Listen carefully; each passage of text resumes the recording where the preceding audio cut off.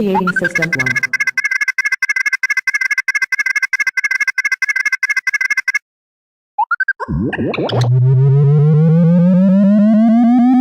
System 1 loaded.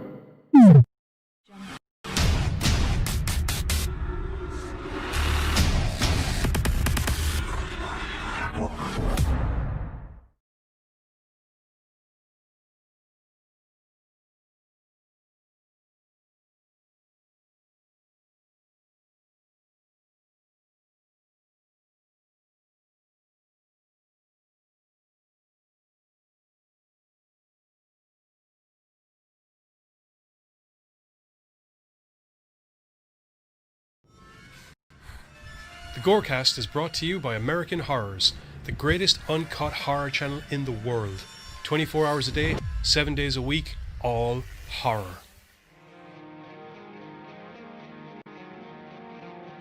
As well as the station of decapitation without your head. America's longest running horror channel, www.withoutyourhead.com. The following program is rated TV MAL. It contains strong language and is intended only for mature audiences. Viewer discretion advised.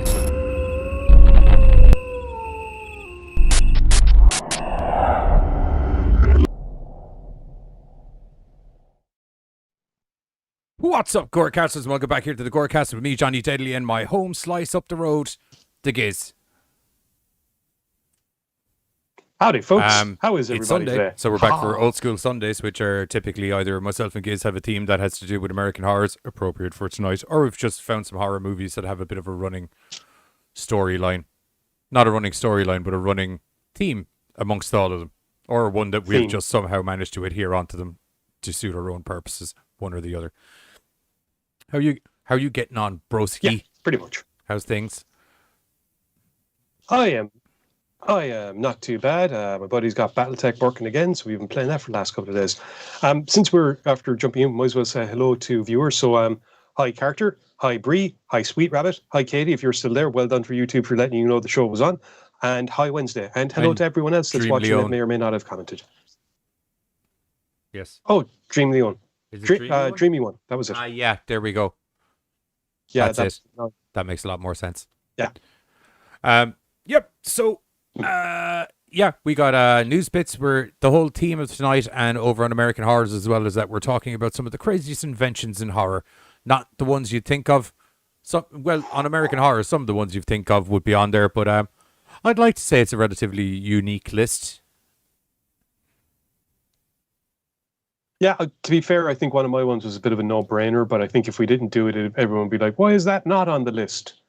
So, hence us covering one of the... No, the one with the box. Oh, that one?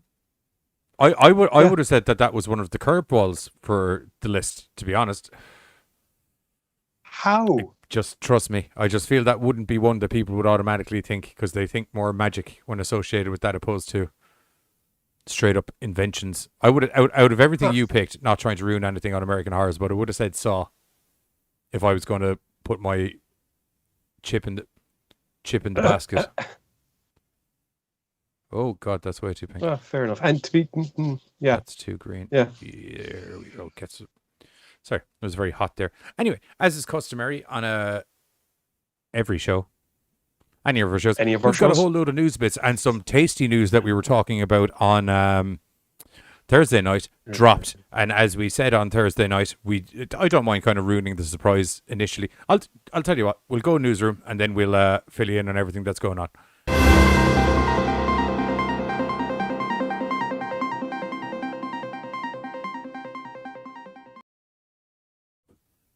Weird. That worked out well. Yeah. Anyway, as we were talking about on Thursday, the Godzilla trailer for Godzilla vs. Kong was supposed to be dropping on Sunday, and you and I had said if it had dropped in time, we'd do a live trailer reaction. And it literally dropped. What was it? When was I talking to you? About 9 or 10 o'clock? Yeah, I was in the middle of a game against one of the lads. It literally dropped in the last 4 hours. So we got on it. I'll put it that way. I think it was a little bit earlier. Do you want? Yeah. Something like that. Yeah. Point is, it was in time. It was in time. So we're going to have that as the last news bit because we use that as a breach, as a way of getting out of the news and into the trailers, which reminds me, I need to turn the volume of the trailer down when we're about to review it because it's full blast. And I don't know will anyone hear us. Yeah.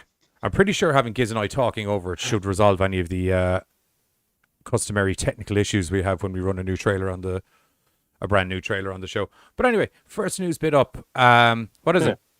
I didn't read any of the news. One, I can assume what it is. One, I have no fucking idea. And the other one's Godzilla. Okay, so a while back, I spoke excitedly about the fact that another Robert Kirkman comic book, this time called Invincible, was going to be getting adapted into a TV series. For those of you who know who Robert Kirkman is, awesome. For those of you who don't, he's the guy that wrote Walking Dead before AMC turned it into one of the biggest, most boring excuses for, oh my God, why am I still watching this ever? Fortunately, however, Invincible appears to be an animated show that's going to be going up on Amazon Prime. Now, let me see. The story itself is about a 17-year-old named Mark Grayson who wants to be just like everyone else his age. There's just one small problem. That's the fact that his Alphala happens to be the most powerful superhero on the planet, known as Omni-Man, and voiced by J.K. Simmons. And that's a great voice. So as Mark... Indeed. As Mark starts to come to terms with his abilities, learning his limitations, what he can do, and all the rest of it, he also tries to follow in his father's footsteps, and in doing so realizes that his father's heroic legacy might not be as squeaky bloody clean as he once thought, what with, the realism of needing to whack the occasional bad guy to stop them from killing a city and other such terror. Yeah. So like I said, we reported on this a while back, but is it today or yesterday? Yesterday, a few days ago, it was announced that the first 3 episodes are going to be premiering on Amazon Prime on March 26th, with new episodes available every Friday afterwards. And personally, I am very, very much looking forward to this because there was a trailer up and there's like first clips and a couple of bits and pieces like that, but they're not holding back on the gore and the violence, it seems. So while the art is very reminiscent of the clean lines from like DC, Justice League, and even the Young Justice cartoon, the violence level is up there, and I expect that the content would probably not be kids orientated either. What with Robert Kirkman being the one that fucking wrote it, I admit I haven't read Invincible. I've known about it for a while, never actually got around to reading it. You had me with the words Robert Kirkman and graphic. To be blatantly honest. Oh, well. That's even better. And the image itself kind of sells the whole, because that's definitely a man getting his brain squashed into unholy hell, from what I can ascertain. I thought that. Oh yeah, I thought that would be a good one to send on. All right. One moment now. I just need to finish writing something here quickly. Link in bio. Bit of advertising. Anyway, next up, I'm assuming it's got to do with the Resident Evil TV series. Actually, there is so much Resident Evil stuff coming at us in the not too distant future that this one is actually another animated movie coming from Netflix. And for those of you that have seen, this gets better, dude. For those that have seen the previous Resident Evil animated movies, you'll be aware that they've very much tried to stick within the canon of the games. This one is going to be no exception. Taking place after Resident Evil 4. The game the animated movie, there we go, is set to feature iconic characters Claire Redfield as well as Leon S. Kennedy, who have both been in the previous animated installments. Let's see now. When a biohazard runs wild, only a pair of veteran zombie slayers can get the job done, which is about as much of a summation as we're getting, and quite frankly, about as much as one as you need, apart from the fact that it's Resident Evil, it's following in the line of the games. This is going to be fun because the last 3, was it 2 or 3 they've done previously? Animated movies, 3. Yeah, I knew I was right. Yeah, it was 2 Starship Troopers, 3 Resident Evil, that was it, yeah. But it's apparently being done by Quebeccio Studios and is being produced by TMZ Entertainment with executive producer Hiroki Kobayashi from Capcom behind it. So, not sure when it's going to be coming out, and you're going to hate when I say this part, There's a trailer Oh, for it available up on fuck's Netflix sake. or up on YouTube. Wait, no. We're going to keep the This keep the specialness of Godzilla versus Kong. Though I do have reservations. For I don't mind anyone telling wants you. A little about bit. Godzilla versus Kong. Okay. Well, anyway, for anyone interested in checking out the trailer for the new Resident Evil one, it's going to be called Infinite Darkness. It is going to be up on Netflix, I think, and it's scheduled to be released sometime in 2021. No details as to when exactly. But the good news is, since it's going to Netflix, it is animated. We won't have to put up with the delays that have hit everything. By the way, there was more delays, but I don't want to talk about them because they were just depressing. Bane's giving away the trade just secrets. sneak What that trade in there. secrets am I giving away? Also, welcome to the chat show. Well, Joe, how are we getting on, man? No idea what the trade secrets are. Me sharing the news, maybe? I don't know. Okay. Last news bit, because we thought it was newsworthy. Because it was literally newsworthy, because Yes, it was it news is. on Thursday when we were talking about it, and now it's news today. Hence newsworthy. Godzilla versus Kong trailer reaction, maybe? I'll take some of that, please. I think I just need to hit this. No, wrong one. That's the fucking Scooby gang. Oh, and I also, so I can hear the fucking It's our audio. only chance. Yeah, That's Dog City. Whatevs. All right. We have to take it.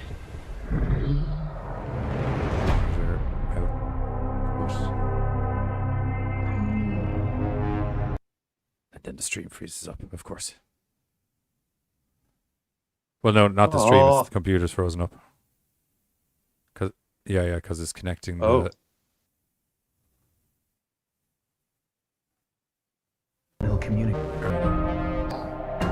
I made a promise to protect her.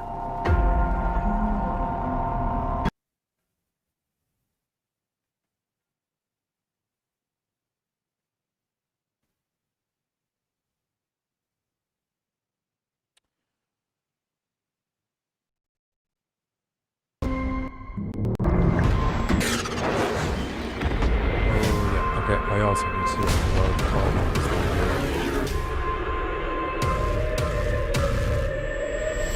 There we go. Now you're not hearing the audio, and I'm hearing the audio. These are good. That's a big Kong.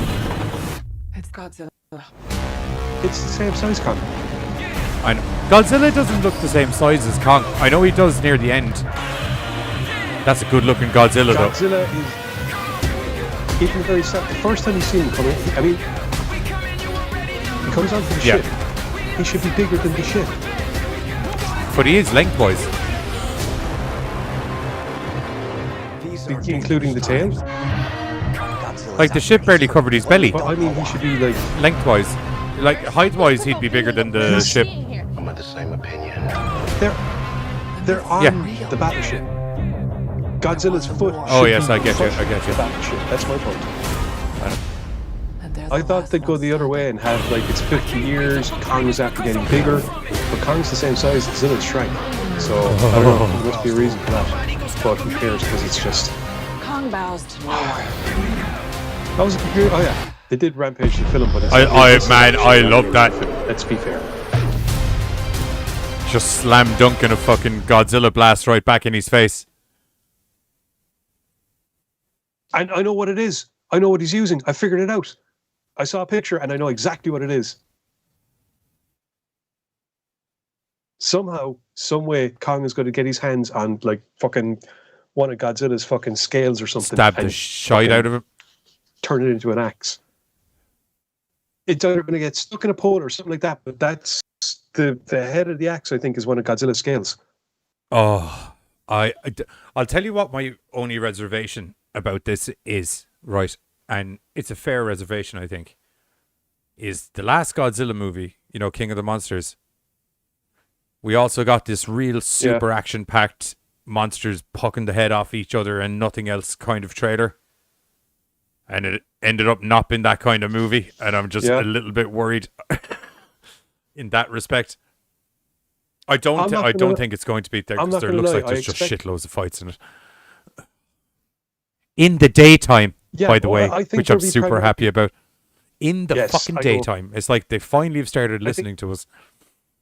I'd like to see the I think monster when it comes occasionally. to, I think when it comes to Kong, I think when it comes to Kong versus Godzilla, like those two fighting would probably get. I think there's probably going to be like two confrontations.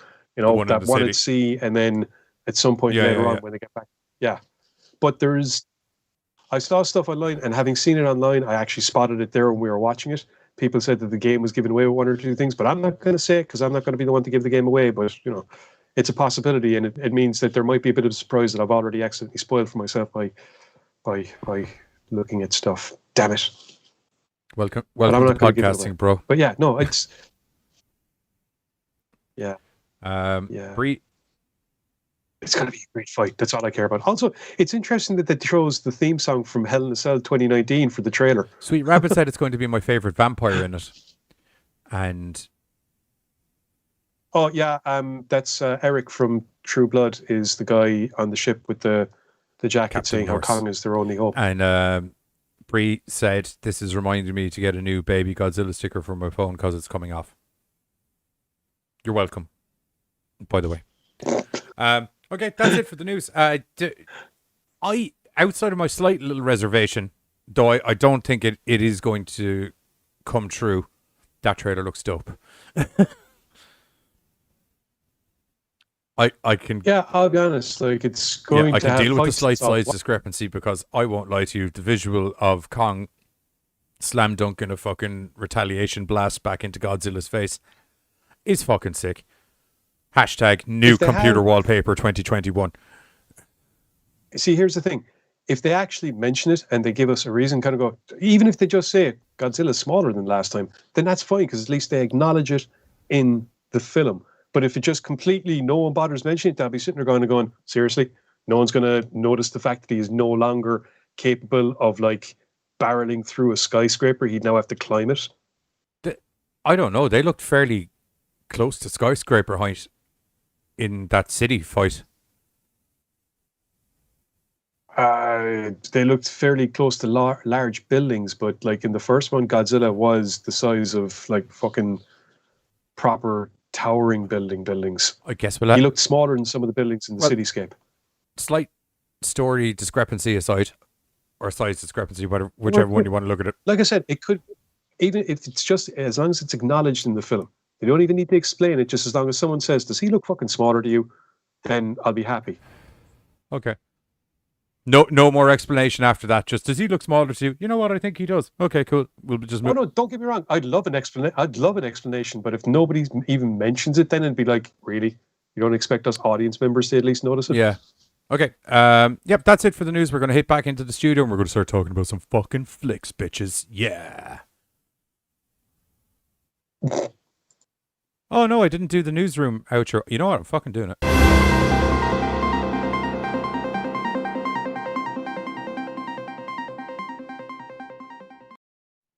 Call it my producer OCD. I don't feel the segment's finished until I've hit the intro or custom, the outro button. It's the same thing. The intro outro button. Yeah, pretty much. Right, let me queue up a trailer here and we'll get rolling now in a moment. But first up from 1986. Okay, before I shit on this movie, because believe me, I'm going to shit on this movie, but it's just me nitpicking as a film reviewer. Do you know what I mean? Overall, this is just 80s schlocky fun awesomeness. It's mostly survival discrepancies are what I have an issue with. Do you know what I mean? Just one or two minor idiotic things by the people within more storyline based idiocy than actual film production idiocy is what I have issues with.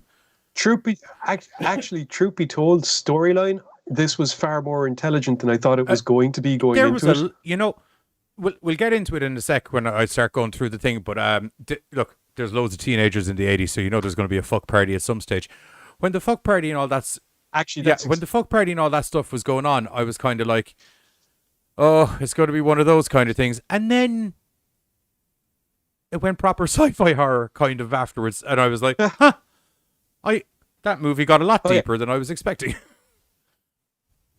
just briefly, for those of you that haven't seen Chopping Mall, because I hadn't seen it until recently, despite how iconic and cult-horrific it is, in 1986, 6 teenagers decided it's a good idea to basically use the fact that 3 of them work in a furniture shop and have the keys to have an all-out party in there because, you know, one of their dads owns the furniture store, if memory serves me correctly. Or one of them is running the furniture. Was it? Because there's the real horny dude, or we'll call him the Brad. Do you know what I mean? The mandatory jock asshole. I think his name is Rick. Yeah, I like to call him the Brad. Do you know what I mean? Like, as stereotypes go, Brad is 95% of the time in horror movies, he's Brad. But the Brad character, I think he's Greg sounds right, to be honest. But he's humping the manager's daughter of the shopping mall because he asks her to shut up after he's heading away. Because they're talking about they're going over to their friend's house to watch movies. Wink, wink, nudge, nudge, say no more.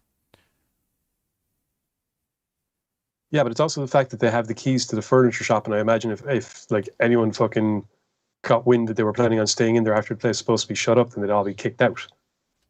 True. In any case, it doesn't matter because the point is they have keys to this place. They're planning on basically doing a lock-in in the furniture shop. One of the girls is invited along, her friend, and they're setting her up with, you know, one of the lads from the furniture shop and a blind. Actually, it's a very good thing that Alison does get invited along, as it turns out. Yeah, yeah. Now, unbeknownst to the lads, it turns out that the shopping mall is going to be getting some brand new security robotic drones. I can't see how this is going to go wrong at all. Also, if you're a big if you're a big fan of Johnny 5, you should be mildly happy with this. Yeah. These security drones are supposed to be state of the art. Each one it made me feel like he was alive. I'll put it that shopping center. Yeah, there's a lot of very weird similarities, actually. Funnily enough, as things go, because while the party's going on and you know all the kids are having fun, and the janitors are cleaning the place up, and fucking what's his name? Oh crap! What is Dick Miller is getting pissed off by fucking people knocking over his buckets of slop. It turns out some electrical strikes is after hitting the tower where the droids are controlled from, and it's shorted out one of them. So, nope. Of course. So they no longer give a frack about the whole security badge thingy, and I think they basically just start seeing everyone as authorized targets. Well, you see, in fairness, so the controller. It's also kind of explained at the start. It's their safety override system gets fried in the electrical storm, if you know what I mean. It's explained at the start that they will look at anyone that's in the shopping mall after a certain time as a hostile threat. It's just they're not expecting them to go to quote Demolition Man MDK on it. Yeah, but I think they kind of actually go a little bit opposite, because at first he's actually killing him because he's got the security badge. Because one of them went right past all the kids in the shopping center, and it wasn't until later on when they were actually in around, like when they were in the shop, I think they were okay, but as soon as they left, it was kind of like Johnny 5 is a fucking icon, Katie. You're totally right. Hashtag, I'm going to get a hashtag up here.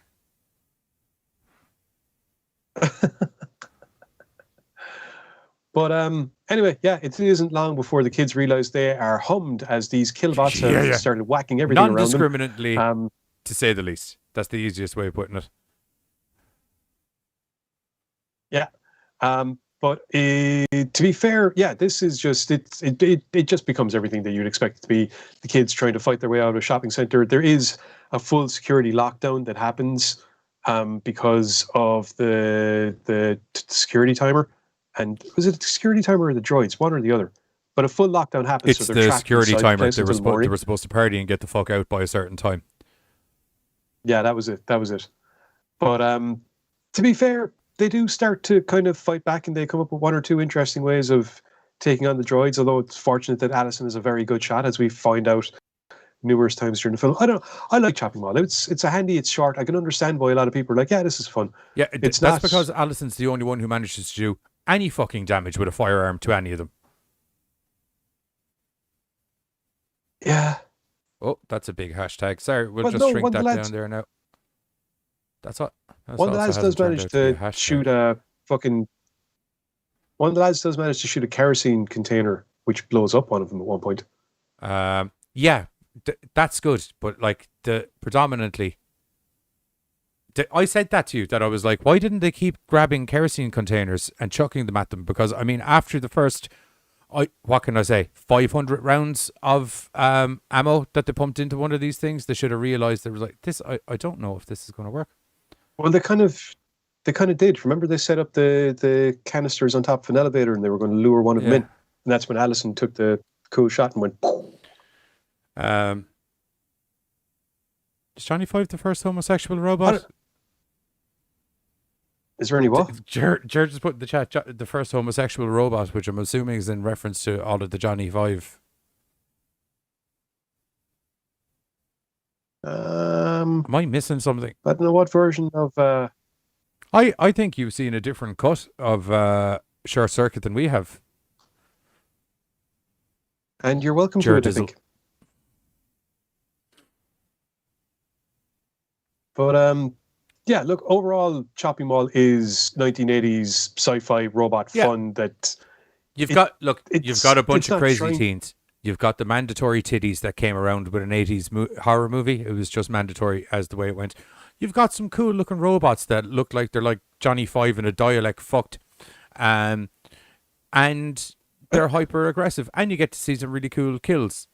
Some of them off camera, but there was a couple of good throat slices and things in there. Practical effects were good. People, the only thing that bugged me was the fact that majorly bugged me was the fact that people could not seem to get it through their head that these things were bulletproof. It's just like you're wasting valuable ammo you could be blowing propane tanks up with. Like, I mean, there can't only be one propane tank in the entire shopping mall. All I can say is they're Americans. They think shooting everything always works. Maybe. Anyway. Yeah, but that was my issue. Shooting stuff did work, just not the fucking robots. Roll more propane tanks in under the things that they blatantly can't drive over and shoot them. I enjoyed how flammable apparently paint is, although then again there was an awful lot of paint stripper in like cans. So 80s paint was a whole different thing, bro. Do you know what I mean? Like Superman would be trying to look into your house. No.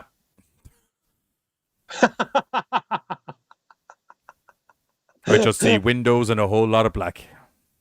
Yep. Anyway, that's it for the review for Chopping Mall for the minute. We're going to hit you with the full-blown trailer instead of what's going on in the background. And myself and Giz are going to be back where we're going to be talking about Hellraiser Bloodlines. Lord, give me strength. I was going to say we have such sights to show you. These aren't the sights you want to be bragging about showing them. Did you not like? I wouldn't call it fantastic. Here's the trailer for Chopping Mall, and we're going to be back after this. Now I'm so let me introduce you to the head of development for Securtronics Unlimited, Dr. Stan Simon. Thank you very much. Before I open the floor, I'd like you all to meet your brand new security team, the Protector 101 series robots. 1 week from tonight at closing, the Protectors will begin their patrol of the mall. Each assigned to one of the 3 upper shopping levels. Look, Allison, you've had yourself a very rough first week. You owe yourself a little blowout. So, what are your machines that do besides kill criminals? Protectors do not kill. You got the beer? Come on. You've just got to show. Susan, you've got a one-track mind. I already told you, I don't know anybody. Yeah, but you will after tonight. Protectors will make Park Plaza the safest mall in the state. Why do I have the feeling I'm going to regret this in the morning? Trust me, absolutely nothing can go wrong. What was that? That's the sound of us being locked in here all night.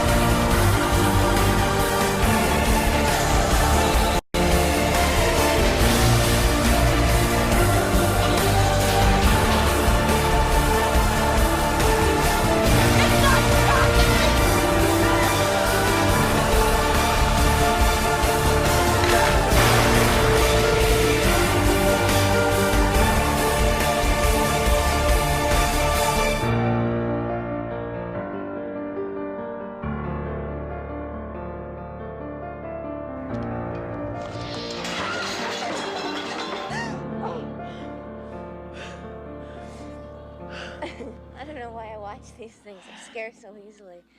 I'm sorry, I should have told you about that. I've seen this one a few times. Hence Johnny 5 being a homosexual robot. Right, and we're back. That was the trailer for 1986's Chopping Mall, with fantastic orchestral music that I was a little bit taken aback from, to be blatantly honest. Wasn't expecting that. Anyway, next up, you know it's going to be a good section because we were already disagreeing before we went into the fucking trailer for the last movie. We have from 1996. Yeah, 96. Yeah, 1996. We have Hellraiser Bloodline, which tells the. I should have really taken the first segment, and you should have taken this. We should have discussed this in advance. It tells. It's okay. It tells several stories that run through one family. Would be the easiest way of describing it. Starting back in the 15th century, where you see the conception of the lament configuration itself. Its uses that get put. Oh, we're frozen up. 1 sec. There we go. We're back. Its uses and how it's black magically infused in a gateway to another dimension, and how all of that comes about, and how a man tries to stop it from happening to no success whatsoever. Then it goes on to another generation where instead of a toy maker, he is now a architect instead, who somehow has built a building that essentially is the lament. No, he's done an art exhibition inside of it. Yes, that's it. Sorry. Yeah, that's there. Then it turns into a magical pillar. And God, that pillar wasn't always there. I think maybe I should have handled the synopsis after. Yeah. I'm trying to this is what I was saying about you can't do fucking how many hundreds of years. It's 2 centuries. No, it's not. It's okay. The story starts off in the 17th century with the inventor of the box, who basically gets tricked into what he thinks is going to be just this puzzle box, but ends up being infused with black magic as a portal of hell. His family gets cursed. He comes up with a design to try and reverse what he's done, but he gets killed off before he can implement it. In 96, one of his descendants has dreams because his family is cursed. He has these dreams, goes looking into his ancestors, finds the design your man came up with, does an art exhibition to try and recover light. It's a bad idea. It's a bad idea. I thought it was good. No, I mean, what your man's story-wise? No, in story, it's a bad idea. Yes. Yeah, because he can't make it work. He isn't quite. He hasn't worked out how to make it work. This genius ancestor of his came up with this notion, but has no idea of how to implement it. Unfortunately, while all this is going on, the demon originally summoned by the box, named Angelica. Originally summoned and originally absorbed by the box, technically. Angelique, there we go. Yeah. She wasn't reabsorbed. Well, no, the human body was absorbed of a poor lady wench. Oh yeah, there would have been transfer of but Angelique. Hey Buzz, how are you? Along with Jacques Hughes, who was the former assistant to the guy that kind of did all the magic, are still knocking around. Angelique sees that Merchant, that's the name of the family, the latest guy is around, wants to go off and deal with him. There's a confrontation there. Merchant once again fails to implement his plan, and in doing so, kind of once again opens the box. This then brings us to the final segment, which is also the start, because the film begins hundreds of years in the future. We have another.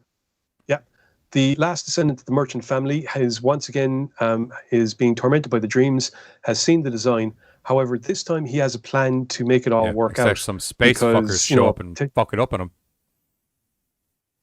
Well, he kind of did hijack his ship without telling anyone why. He designed this ship, didn't tell anyone why he was designing it, let other people pay for it, and then went yoink.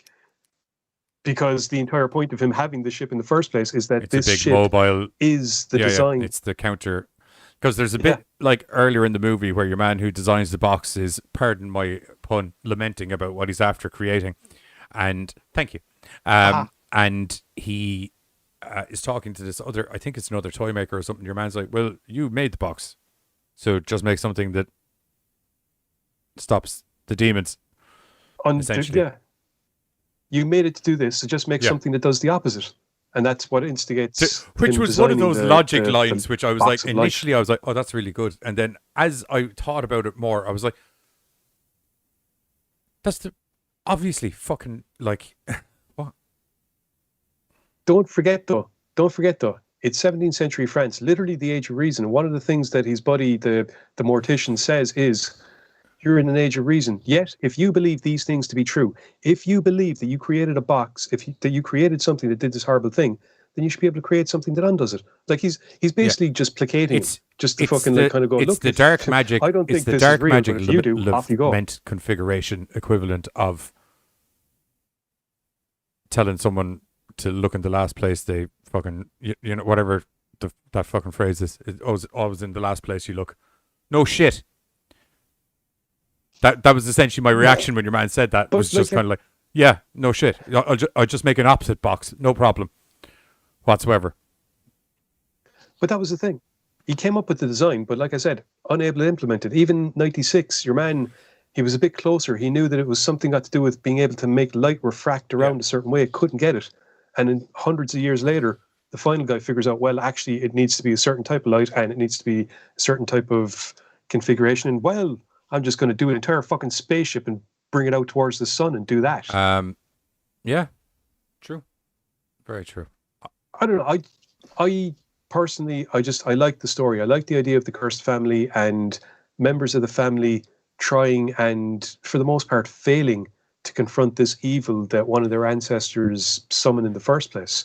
You know, it's the Faustian deal trying to be undone over hundreds of years until eventually you get a guy that's in a position where you can kind of really make a shot at it. And you even have Pinhead turn around and say, you know, fair dues to you and your family. You know, you were worthy adversaries, but you're just not fucking good enough, are you? We'll see about that.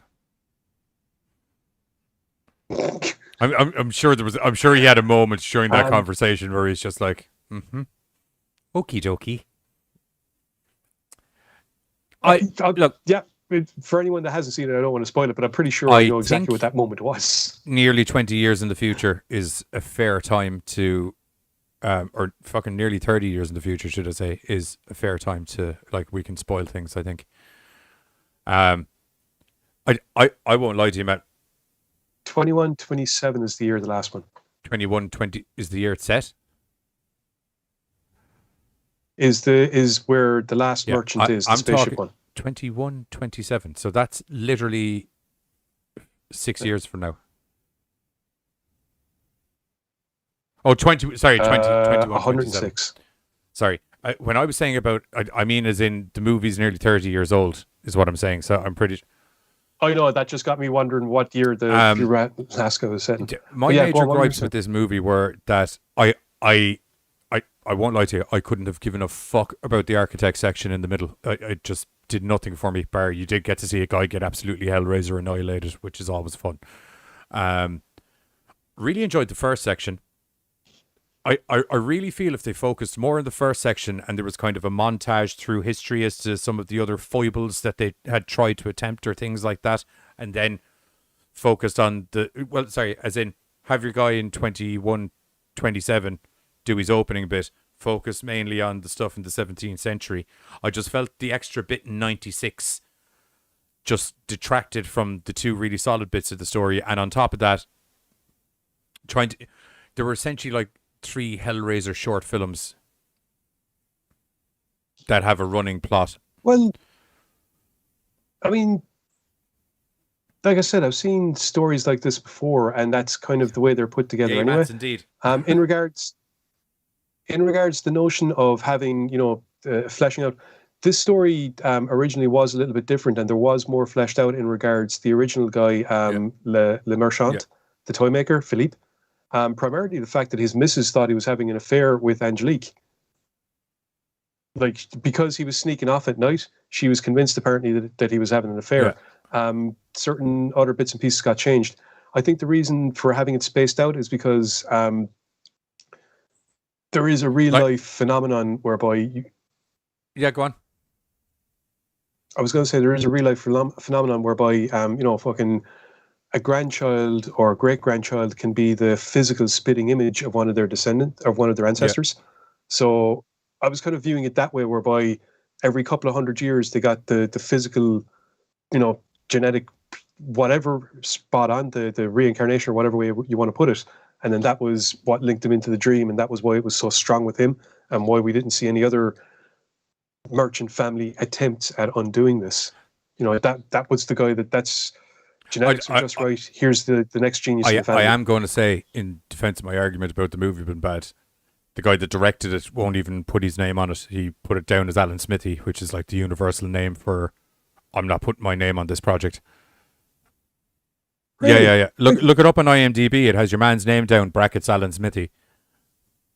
Because someone obviously updated his real name into IMDb, but it was originally down as Alan Smithy. I think it's Alan Smithy. Smithy is definitely the last name. It's Answering Carter. Directed by Kev. Hellraiser Judgment 2018. I thought it was fine. It was not a good movie. It's not as bad. If I was going to put the suck ass title on any of the Hellraiser ones, it's the one before that where they go to fucking Tijuana. Hellraiser, the one with Fat Pinhead in it. That is god awful. That fucking movie. The one that was shot for $300,000 in fucking like 30 days, or not even 30 days. That one. I can't remember what. I want to say it was 2016 or something like that. It was like a year or two before Judgment, but it was fucking. That movie is god fucking awful. It's so bad. Part of my reason for liking the 2018. I think I saw that one. We reviewed it before. Part of my reason for liking the 2018 one. John Gulager's in it, and I like John Gulager. He's your man that directed Feast. Yeah, because I remember I've talked about this before, but Feast got made during that TV show that Affleck and Matt Damon did, called Project Greenlight. Yeah. I kind of, don't ask me why. He's so batshit crazy. He warmed up my cold little heart, and I was kind of like, I kind of like John Gulager. Do you know what I mean? But yeah, it's not a great movie. It's if you haven't seen the 2018 one, it's like your man that made Human Centipede made a Hellraiser movie. It's very more about the gross out factor than the actual violence itself. You know what I mean? Although the Pinhead in it isn't a Pinhead, he's a different guy, but he's, instead of him like physically torturing you, he tortures you by doing these like Gestapo-esque interviews with you, going through all the worst periods in your history and examining them meticulously in front of your eyes. Which I was like, then. Well, that's a torturing that'll last. Do you know what I mean? That's one of those ones. You know, you can always, from what I've seen in the previous Hellraisers, you can always hop out of your skin suit and find someone else to wear if you're fucking super stuck. But those are some mental scars that will stick with you for life in Hellraiser Judgment. Revelations 2017 or 2011, yeah. That's a fucking shit movie. I'll just put that out there now. That's a fucking... I'm not even going to go fully into it because I could have a rant episode just about that movie myself from start to finish. But that's a shit fucking movie. Let alone that it's the most easily solved fucking lament configuration. He literally just pushes a button. That's it. There's nothing. Just push the button on the top. It'll handle it from there. I'm surprised there's not fucking 500 demons walking around the place on a daily fucking basis if people are able to just push the button. No problems. Gateway to hell, is it? Okay, cool. Boop. Fucking stupid movie. Sorry. This is anyway. Fortunately, that's not Hellraiser Bloodline. This is a fucking cinematic masterpiece compared to fucking Hell. Like I don't have any issues with any of the stories individually. I just felt due to the fact that they tried to do essentially 3 Hellraiser movies in one movie, everything didn't get enough air to breathe. Was my issues with it. But it's shot beautifully, and you get some really nice, good old-fashioned Hellraiser fucking fashion-style murder up in it, which is nice. Angelique, even in Hellraiser mode, she's all right. You know what I mean? Yep. She'd be the type of lady that if she was like, I've got such sights to show you, you'd be like, really now? What sort of sights are we talking about? Oh, right. Not what I was planning. Okie dokie. Why do you look like you're getting sexually aroused by someone pulling your face off? Not my face. Name me one Hellraiser movie where it isn't your Anyway, face. It's if you're in that scenario, it's 100% your face. Wasn't there one of them where they were torturing victims that somebody was picking out? That was not like as in picking out as in to torture the person. They were mutilating others, kind of a thing. Yeah, they were going for his family instead. Mental scars. Yeah.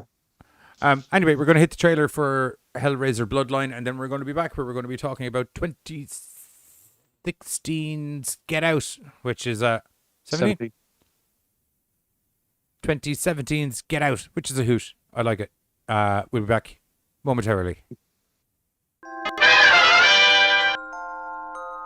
Centuries ago, a toy maker set out to build the perfect puzzle box. A gift that would bring enchantment to all who possessed it. He never dreamed that this simple toy was the key to the gates of hell. Oh my God. Do I look like someone who cares what God thinks? Now, centuries later, a scientist has unlocked its secret.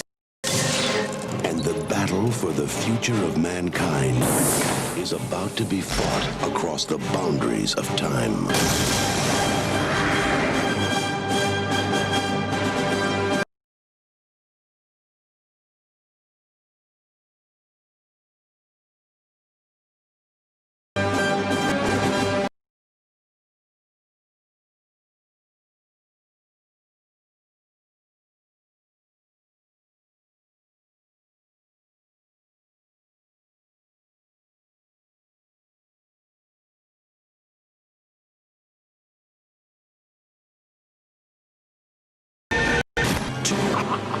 Bloodline.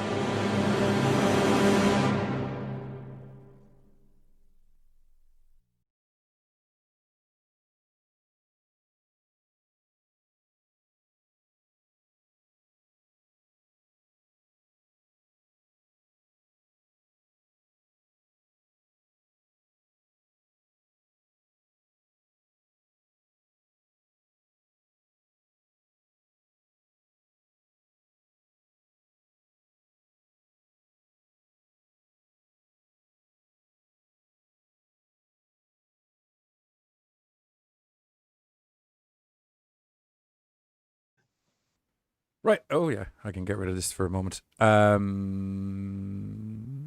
is it gone? There it is. Right. That was the trailer for Hellraiser Bloodline. I'm going to... You might need to take it away or talk to me briefly just while I sort out the trailer for this thing. Yeah. I was just taking a look, right, and considering what you were saying about director Kevin Yeager kind of walking away from the project.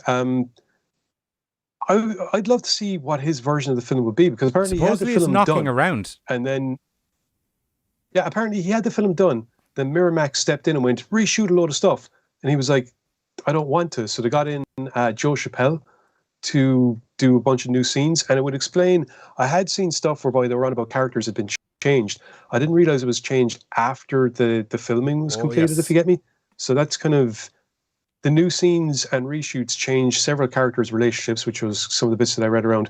Gave the film a happy ending. So that's kind of like, what? Oh, okay. Introduced Pinhead earlier and cut 25 minutes from the length of the movie. I would love to see that version, because I like this version of it, but I'd love to see what he had originally intended. And like I said, I'm familiar with what I think some of those relationship changes would be, because for one thing, it's actually Delisle that's supposed to be knocking around with Angelique as opposed to Jacques. More sense, to be honest. So that could be. Well, I mean, Jacques being a sneaky git and whacking Delisle and then taking control of Angelique, actually he shouldn't have been able to take control because Delia was the one that summoned her. Yes. I agree there. Sorry. This is just taking slightly longer than I thought it was going to. Get. But anyway, no, like I said, there was also supposed to be more. I don't know if they filmed it or not, but there was definitely supposed to be an actual confrontation, physical confrontation between Pinhead and Angelique, as opposed to just Angelique getting sucked into the box. From what I read, they kind of shoehorned in the, do you know, where it seemed like Angelique and Pinhead were kind of that a thing a little bit.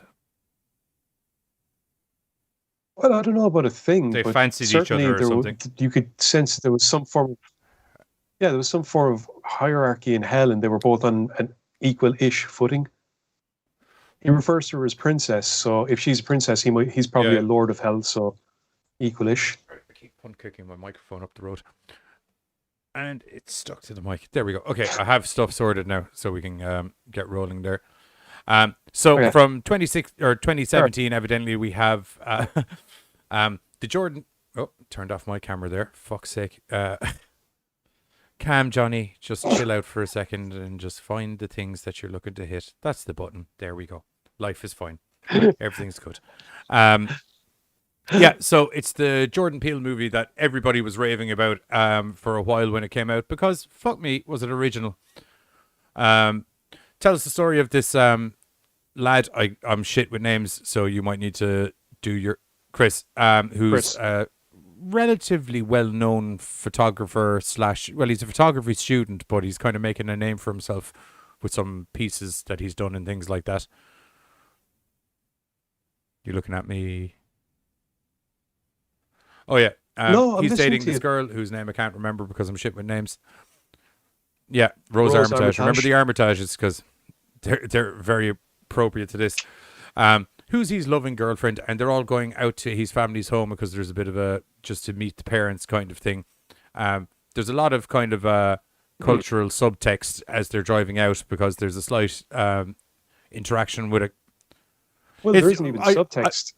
At the very start, he kind of turns around and goes, your parents do know you're dating a black guy, right? There's also the bits where his housemates also saying it to him that he was like, you can't be going out to those crazy fucking white folks' houses. You know what they rob people and they do crazy shit like that. There's also what's his name? A bit of an interaction with a cop on the road, which doesn't go down too well either. Just kind of setting the tone for the movie. And then they get out to the Armitage's house, and his parents are lovely and they're sound. Slightly racist, but in that kind of... they're racist in that... I'm trying so hard not to be racist that I end up being kind of racist. Do you know what I mean? Yeah. That friendly racism, PC I think, is the term for it. You know what I mean? Where it's like, I voted for fucking whoever I think was one of the things. I would have voted for Obama 3 times if I could have.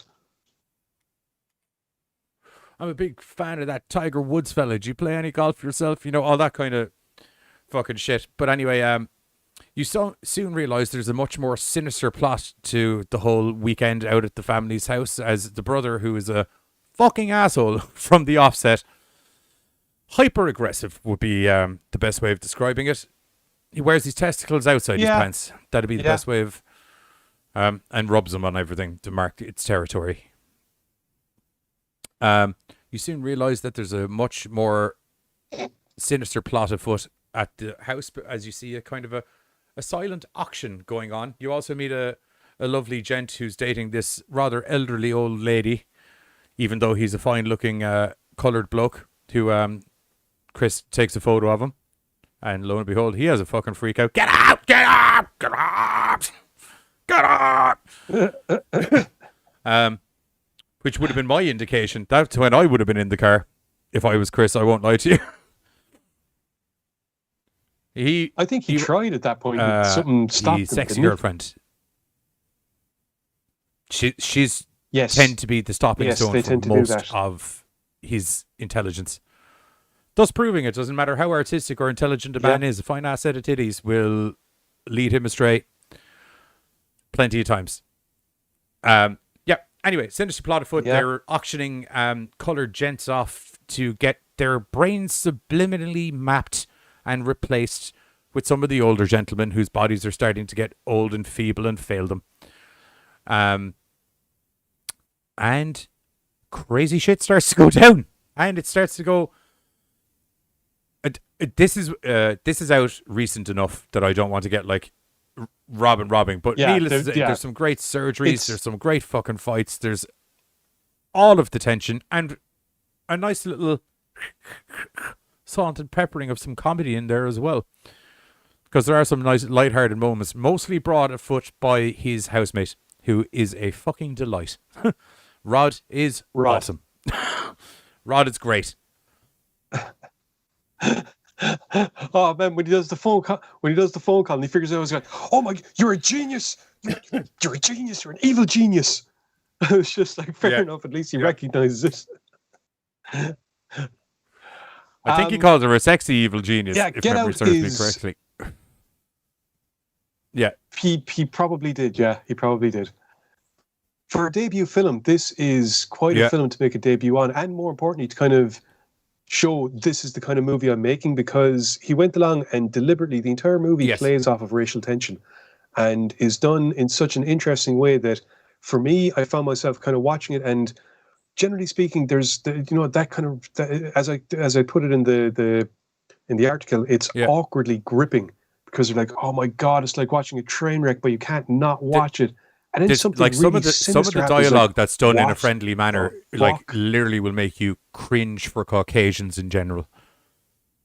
As a bona fide card-carrying member of the white dude posse, like there's some of the stuff that gets said to him as a nicety, you're actually like, oh my God.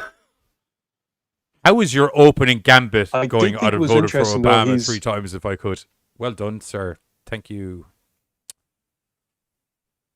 What I thought was very interesting was there's one point where there's a bunch of them gathered around, and it's the Asian dude that turns around and asks if he thinks there's any benefits to being African American nowadays, and he's just standing there kind of going, well, you kind of you suddenly realize that everyone's totally awkward because they know why they're at the house.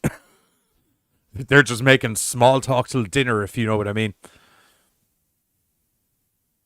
Well, it's not even that. It's like they don't even care. They're literally just kind of like they're literally just asking his opinions because they find it amusing to find out what his opinions are, because at the end of the day, he's literally meat on the chopping block. It's like talking to your cow before you eat it, but you're not eating the cow. You're going to wear his body. Dude, I wear a leather jacket. Kill him, skin him, eat him, and wear him. That's essentially what this is. Except that they wine, dine, and converse them first. Except they don't eat them. I won't lie to you. If really there was a subplot that it turned out the son was eating the remains of the fucking old people bodies or whatever, I would not be fucking... He is a fucking animal, that guy. He's a fucking animal. I really enjoyed... Savage with a cricket bat. I really enjoyed how they... Or, sorry, lacrosse bat. I really enjoyed how they handled the submersion, the hypnosis element. It's great. It's a great visual, isn't it? It's... Yeah, and you're just like, whoa, that is... Like when we say about this movie, man, that's terrifying. When we say about this movie being competent for a debut feature, it's not just competent as in, well, he didn't fuck that up. That was quite an enjoyable movie. There's some seriously well laid out shot progression and things like that. And even you'll notice that now I know this can kind of be said for most kind of thrillery horror movies, but it's implemented much more so in this, that the speed of the shots that they use progresses as everything starts to kind of come to a boil. Do you know what I mean? Like it's a lot of long drawn out shots and single shots, and you know, even some tracking shots where they follow them around and things like that. And then once it starts getting into the horror stuff, fuck me, shit starts cutting quick. Well, even some of to be like understanding what you, I get what you mean, and even kind of some of the longer drawn out stuff, in my opinion, added to it. I mean, especially when he's sitting and watching TV in the room, and that entire thing, just like the everything being explained to him and the process, and then there's the conversation. That's I just thought all of that was that's just shot anyway, because he's there's him and the TV. There's separate shots. That's what I mean. I don't mean scenes. Oh, I thought. Yeah, right. Clearly, I didn't understand. No, yeah, I get what you're saying scenes-wise as well, because well, I mean, if the shot pacing speeds up, so does the scene pacing, because that kind of goes hand in hand. But yeah, all in all, if you haven't seen Get Out, although I can't think of anybody that hasn't seen Get Out at this stage, to be honest. Hey, Midnight, what's going on, bro? I can't think of anybody that hasn't seen Get Out at this stage. If you haven't seen Get Out, see Get Out, because it's really fucking good. Yeah, it is a film though that you're. See, maybe it was just me, but I was kind of sitting there, kind of going, "Oh, this is annoying me. Oh, this is really interesting. It's annoying me again. Oh, this is really interesting." But then, like the fucking that, I think it's kind of supposed to be that way. But the ending of it is just pure. Oh yeah, once the pin drops, it's. There's characters that you like in the movie, and then when the pin drops, you were like, "Oh, you evil cunt." Do you know what I mean? Like it's really fucking good. It's really good. And as you said, if we're thinking of the same, thing, then I had probably the exact opposite reaction. Are you yeah. Oh, did you have a fucking Jurassic Park fucking moment? Was it clever girl? More like a yeah. You know, just as soon as the switch turns, I'll tell you one indicator to there me of who was. There's a person eating cereal during the film, and I thought it was a really good. I don't know where he got the logic in his head for this, but I was like, that's how I'd imagine psychopaths eat cereal.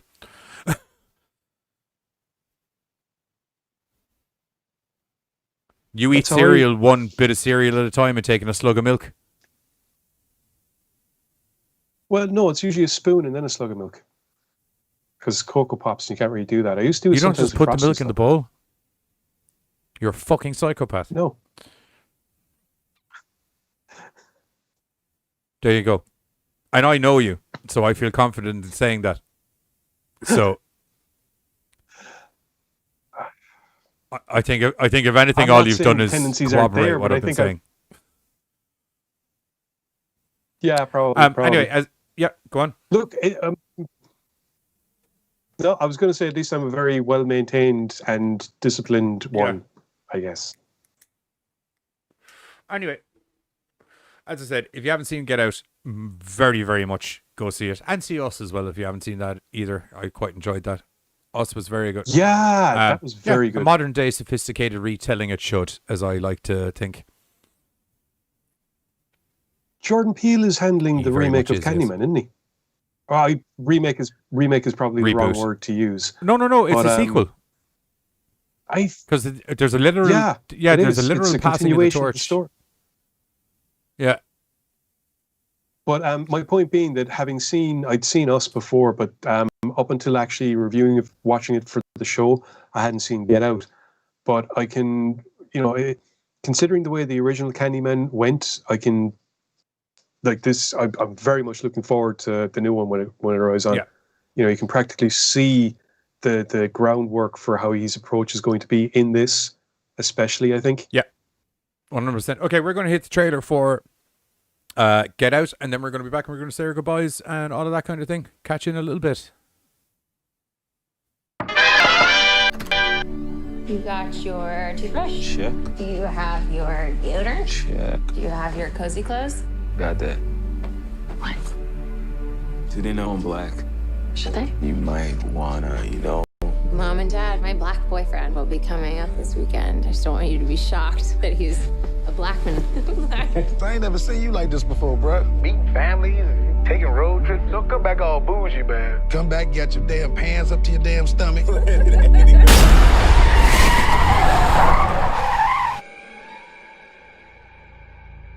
So you guys coming up from the city? Yeah, we're just heading up for the weekend. Can I see your license, please? He wasn't driving. I didn't ask who was driving. I asked to see his ID.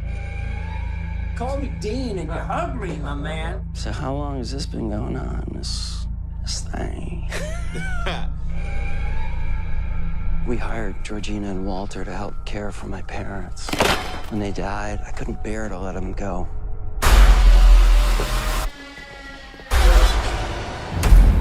Do you smoke in front of my daughter? I'm gonna quit. She'd take care of that for you. How? Hypnosis.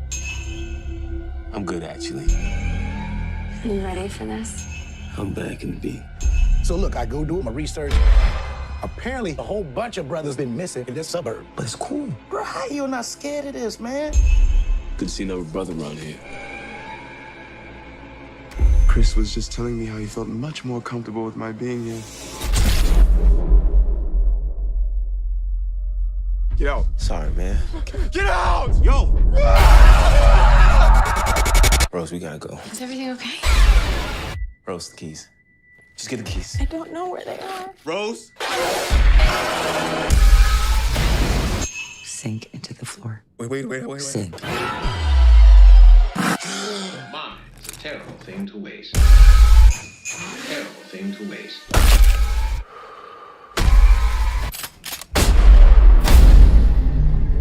If there's too many white people, I get nervous. No. No. No.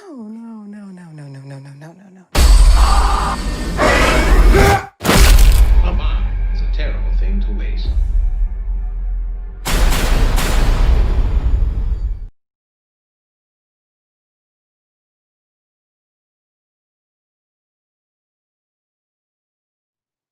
And we're back. That is the trailer for Get Out. I liked how they used Sorry, the I ate bingo a chocolate bar cards during the ad break, and I thought I'd have it chewed more by the time I...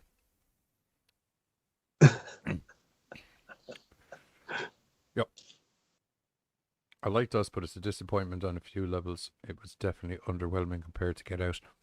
Yes, I would agree with that. It's much slower than Get Out, but I liked it. It was chud, but slower. I just like the kind of twist on things, literally. Anyway, that's us done for the rest of the week. Or for this week, should I say. Carter and Buzz are going to be back Tuesday with another original versus remake that I can't remember what it is off the top of my head. Carter, if you're still in the chat, feel free to drop that in there, because I can't... Can you remember? I can't remember. Neither can I. No, I can't remember. But there will be an original versus remake on Tuesday, They will be here. And there will be original-ing and remaking. And remade. Yes, that one. This Thursday, we are going to be doing a slight change of pace on... well, not really. Come to think of it. We curse a lot in the show, and there's a TV show out on Netflix called The History of Curse Words, or The History of Swear Words, hosted by Nicolas Cage. So we're going to be doing that, and we're going to be finding it's a horror movie that's cursed, and there's a horror movie. There's either a horror movie that literally was cursed itself, or there's going to be the history of swearing. There's going to be a horror movie where the movie itself was cursed, and there's either going to be a horror movie that's full of cursing, or a horror movie that has a curse as the storyline. And we're just going to do a curse special. And literally, there's a... Also, Carter just pointed out that on Tuesday they're going to be covering When a Stranger Okie Calls. dokie. I think we're froze up at the moment. Oh. Are we froze up, or is it just my camera's froze up? Move there for me, Giz. I think it's just your camera. No, it's the thing's froze up. I'll just click here, see if... Yeah, it has. Yeah.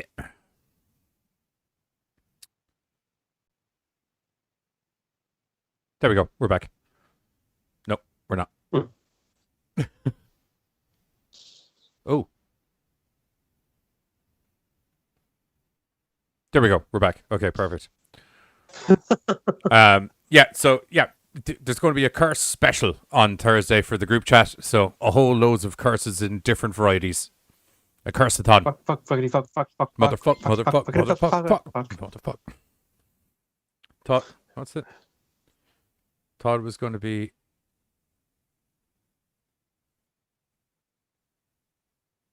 Yeah, it will be. I'm just not telling people what the movies are.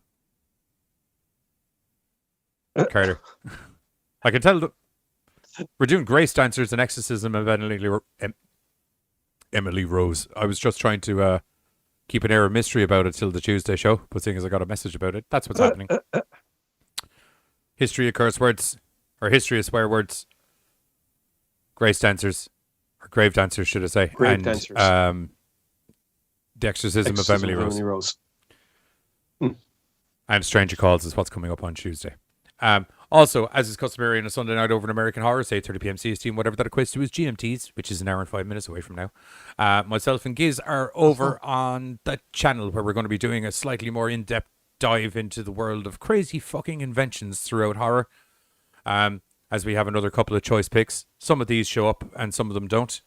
But a whole load of picks are going to be up there. 8:30 p.m. CST and whatever that equates to is GMTs, only on American Horror's hour. 5 minutes away from now, and we're going to be hitting to a trailer in 2 seconds. But first, also, if you're new to the channel or new to the chat in general, there's a little subscribe button below, which if you'd hit that while you're here, that'd be amazing. And also, if you did enjoy the show and you want to hear more of our crazy horror-related rantings, there's also a little bell icon, which it would appear, according to Katie and Giz, does actually work. I'm yet to know. I only own the channel. Sometimes. I have no idea.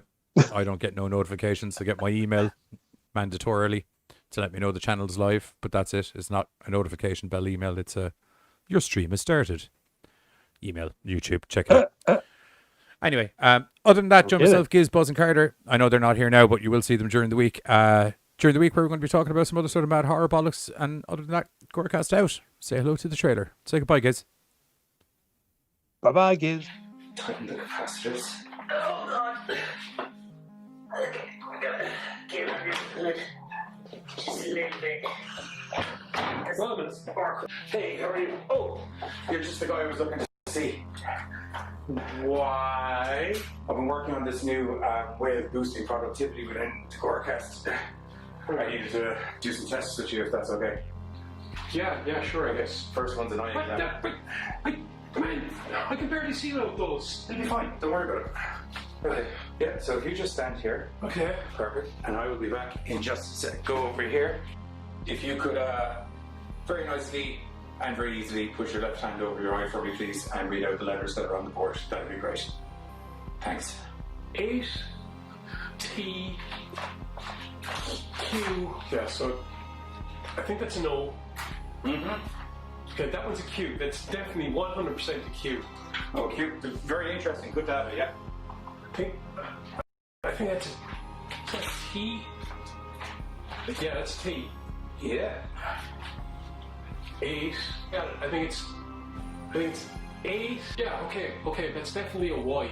Okay, that'll do. I need you to sit down here now. Make sure you take your good hop up on there. Okay. What the hell is that? It's to do with the productivity experiment. What the fuck does sticking a probe up my arse have to do with boosting productivity? I didn't stick a probe up your ass, you mad thing. It's a rocket. It's completely different thing. See? You wind it up. That primes it, and then you just flip the button away. Work harder. Anyway, gives me a good idea for an episode. Join myself and the Giz this Sunday, 8:30 p.m. CST, and whatever that equates to is GMT's only in American Horrors, where we're going to be talking about mad scientists, crazy vampires, demon underlords, and everything, as myself and Giz discuss the craziest inventions in horror.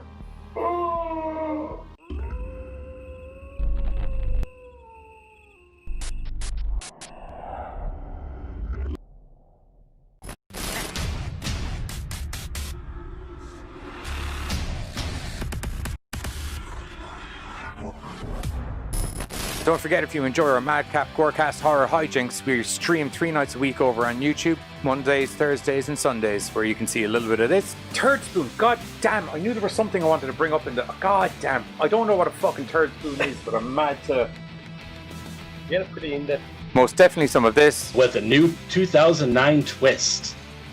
She pulls out of her vagina. I'll give it to her though, because like, you know how like magicians kind of like do something and they pause dramatically? She took that dramatic pause. And occasionally some of this. Our favorite Halloween movies. What's up, GoreCasters? Welcome back here to the GoreCast. Yeah, okay, I'm here. I'm